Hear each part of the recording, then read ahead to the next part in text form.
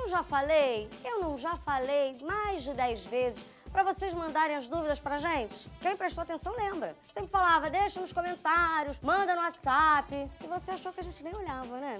Achou errado, porque hoje eu vou tirar todas as dúvidas de vocês aqui no Dicionário NBA. Vamos ouvir a primeira! Não tenho dúvida nenhuma, apenas um abraço. Meu nome é Ranier, falo de Pelotas. Então é isso, nota 10 pro Ranier e nota 10 pra mim também. Não é que eu expliquei tão bem que não tem dúvida. Então até semana que vem. Que maravilha, gente. Acordar e ir pro trabalho assim, cheguei e fui embora. Que ótimo.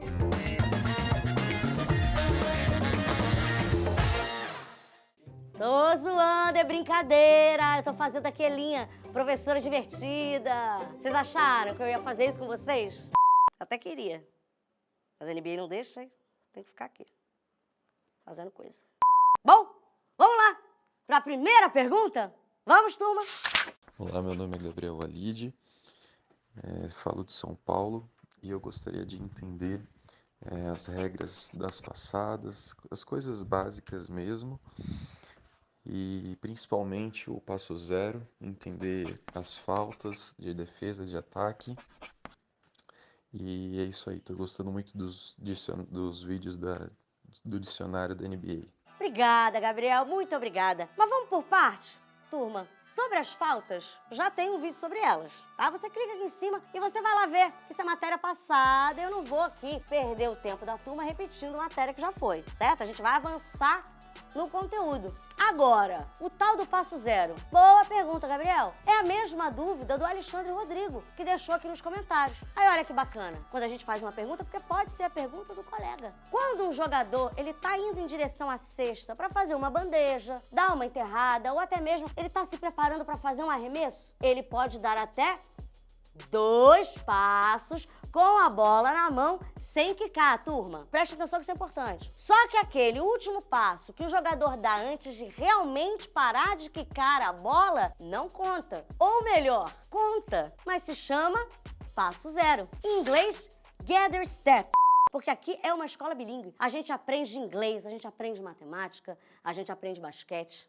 O gather step é quando ele ainda está assumindo o controle da bola. E a partir daí sim, ele pode dar mais 2 passos, turma. Pega o marca-texto, que essa é importante, grifa aí. Quando o jogador de fato dá 3 ou mais passos sem driblar, nota 0 para ele. Ele cometeu uma violação, traveling, ou andada em bom português.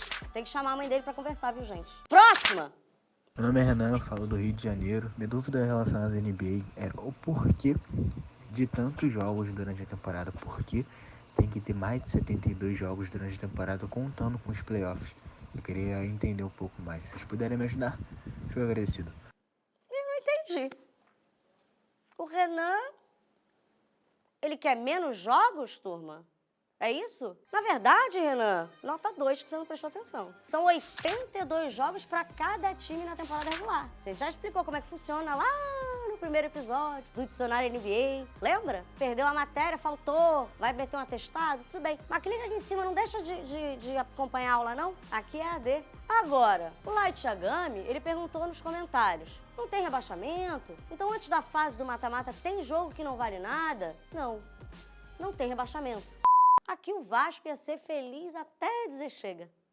E tem até uns jogos no finalzinho da temporada que acabam não valendo muita coisa. Tipo aula de arte, aqui da escola, que ninguém vai. Mas é raro, porque como 16 dos 30 times da NBA avançam para os playoffs, né? Tem disputa o tempo todo. Ainda mais agora com o play-in. E a dúvida do Naaman Caleb é sobre o play-in. Ele quer saber se o play-in também é em melhor de 7 jogos como as séries dos playoffs. Não, Caleb. É jogo único. Que eu já expliquei lá no vídeo sobre o play-in. Tem que prestar atenção, gente. Júlia, Oi? Júlia, não pode falar assim. Não, mas é a pior turma 22 que eu já tive. Olha, a turma mais dispersa que essa é difícil. Júlia, Júlia, vamos explicar de novo. Vamos fazer o vídeo explicadinho. Explicar? Bom, vamos. Nada. Próxima pergunta é do @tio_alba_. Ele quer saber o que é plus minus, que a gente já explicou lá na primeira temporada. Oi, vou explicar aqui pra ele, pô. Não tô reclamando, não.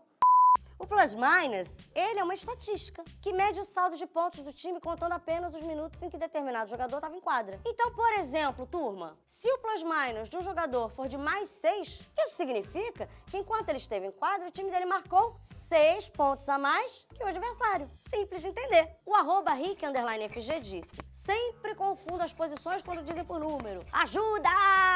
Então, Rick, você pega a sua caneta ou seu lápis. 1 é o armador. 2, ala armador. 3, ala. 4, ala pivô. 5, o pivô. Simples. E tudo isso tá lá no 3º episódio da 1ª temporada. Sem pergunta repetida agora. Uhum. Pode ser? Pode? Ai, por favor. Te agradeço, Então vamos tá? lá. Um beijo a Thay Esportes. Ficou boladaço com o episódio do teto salarial. Ele queria saber valores. Ele quer muito saber quanto é que ganha o LeBron. E a verdade é que a NBA não deixa eu dizer. Mas você abre o computador, joga aí no Google, o que você acha? Descontou transporte, plano de saúde, os 10K fácil que o LeBron tira, né? Voltou aqui, turma, sem dispersar, sem dispersar. Ainda sobre o teto salarial, que era realmente um dos episódios mais complicados, o Alan Silva quer saber se o teto é o mesmo para todo mundo. Boa pergunta, Alan, muito boa pergunta. Sim. Próxima pergunta. @GBFarias10. Vocês poderiam explicar o que é a loteria? Vale dinheiro? Episódio 5 da 1ª temporada. Você prometeu, diretor? Você falou que eram só perguntas que não tinham ido.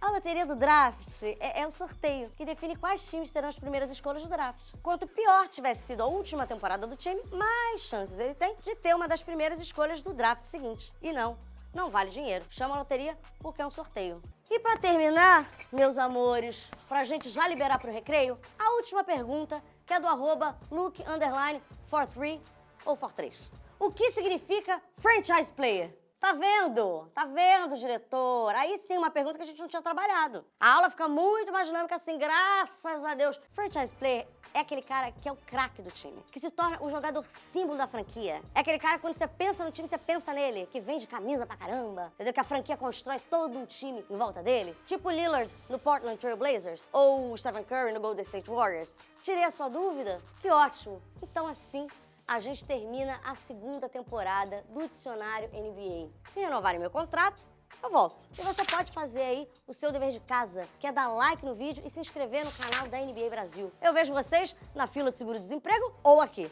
tá bom? Tchau, tchau. #RenovaJulia NBA.